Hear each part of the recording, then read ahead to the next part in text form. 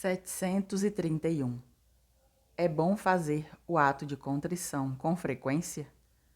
É coisa boa e muito útil fazer com frequência o ato de contrição, principalmente antes de se deitar, e quando se tem certeza ou se duvida de ter caído em pecado mortal, para recuperar mais depressa a graça de Deus. É útil, sobretudo, para se obter mais facilmente de Deus a graça de fazer semelhante ato na ocasião de maior necessidade, isto é, em perigo de morte. Parágrafo 5º. Do propósito. Renunciai à vida passada, despojai-vos do homem velho, corrompido pelas concupiscências enganadoras. Efésios 732. Em que consiste o propósito?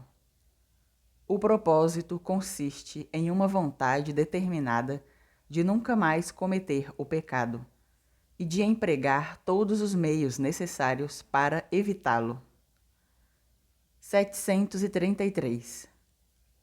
Que condições deve ter esta resolução para ser um bom propósito? Para ser um bom propósito, esta resolução deve ter principalmente 3 condições. Deve ser absoluta, universal e eficaz. 734. Que quer dizer o bom propósito deve ser absoluto? Quer dizer que o propósito deve ser em condição alguma de tempo, de lugar, deve ser sem condição alguma de tempo, de lugar ou de pessoa. 735. Que quer dizer o bom propósito deve ser universal? O bom propósito deve ser universal.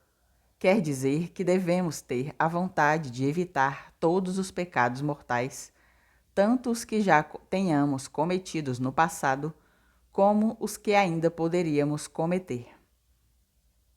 736. Que quer dizer o bom propósito deve ser eficaz? O bom propósito deve ser eficaz, quer dizer que é necessário termos uma vontade resoluta para perder todas as coisas antes de cometer um novo pecado, para fugir das ocasiões perigosas de pecar, para destruir os maus hábitos e para satisfazer a todas as obrigações lícitas contraídas em consequência dos nossos pecados. 737. Que é que se entende por mau hábito? Por mau hábito, entende-se a disposição adquirida para cair com facilidade naqueles pecados aos quais estamos acostumados. 738. Que devemos fazer para corrigir os maus hábitos? Para corrigir os maus hábitos, devemos vigiar sobre nós mesmos, fazer muita oração, confessar-nos com frequência, ter um bom diretor espiritual sem mudá-lo e pôr em prática os conselhos e os remédios que ele nos propõe. 739. Que se entende por ocasiões perigosas de pecar? Por ocasiões perigosas de pecar, entendem-se todas aquelas circunstâncias de tempo, de lugar, de pessoas ou de coisas que, pela sua própria natureza ou pela nossa fragilidade, nos induzem a cometer o pecado. 740. Estamos gravemente obrigados a evitar todas as ocasiões perigosas? Estamos gravemente obrigados a evitar todas as ocasiões perigosas que normalmente nos levam a cometer o pecado mortal e que se chamam ocasiões próximas de pecado. 741. Que deve fazer quem não pode evitar alguma ocasião de pecado?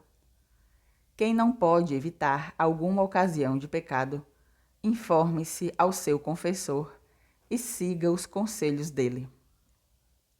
742. Que considerações nos auxiliam a fazer o propósito?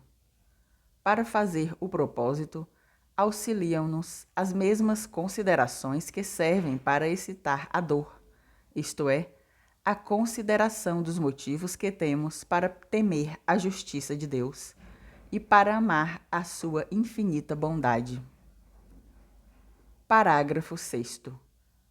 Da acusação dos pecados ao confessor. Eu reconheço a minha iniquidade. Diante de mim está sempre o meu pecado. Salmos 743.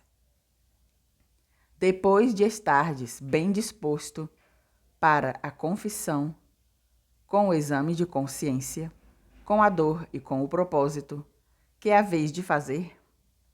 Depois de me ter disposto bem com o exame de consciência, com a dor e com o propósito, irei fazer ao confessor a acusação dos meus pecados, para obter a absolvição. 744. De que pecados somos obrigados a confessar-nos? Somos obrigados a confessar-nos de todos os pecados mortais, mas é bom confessar também os veniais. 745. Quais são as condições que deve ter a acusação dos pecados ou confissão? As qualidades principais que deve ter a acusação dos pecados são 5: ser humilde, íntegra, sincera, prudente e breve. 746. Que quer dizer a acusação deve ser humilde? A acusação deve ser humilde.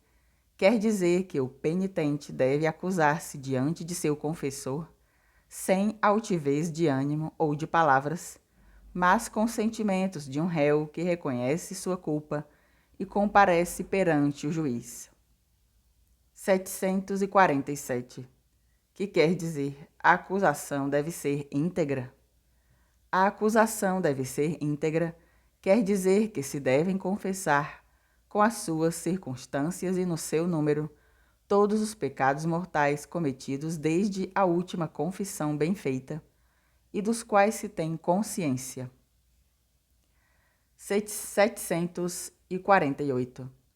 Quais são as circunstâncias que se devem dizer para que a acusação seja íntegra? Para que a acusação seja íntegra, devem acusar-se as circunstâncias que mudam a espécie do pecado. 749. Quais são as circunstâncias que mudam a espécie do pecado? As circunstâncias que mudam a espécie do pecado são: primeiro, aquelas pelas quais uma ação pecaminosa de venial se torna mortal. Segunda, aquelas pelas quais uma ação pecaminosa contém a malícia de 2 ou mais pecados mortais. 750. Dai-me um exemplo de uma circunstância que faça tornar mortal um venial. Quem, para se desculpar, dissesse uma mentira da qual resultasse dano grave para o seu próximo, deveria manifestar esta circunstância que muda a mentira de oficiosa em gravemente prejudicial. 751. Dai-me agora exemplo de uma circunstância pela qual uma e a mesma ação pecaminosa contém a malícia de 2 ou mais pecados. Quem tivesse roubado uma coisa sagrada, deveria acusar esta circunstância, que acrescenta ao furto a malícia do sacrilégio.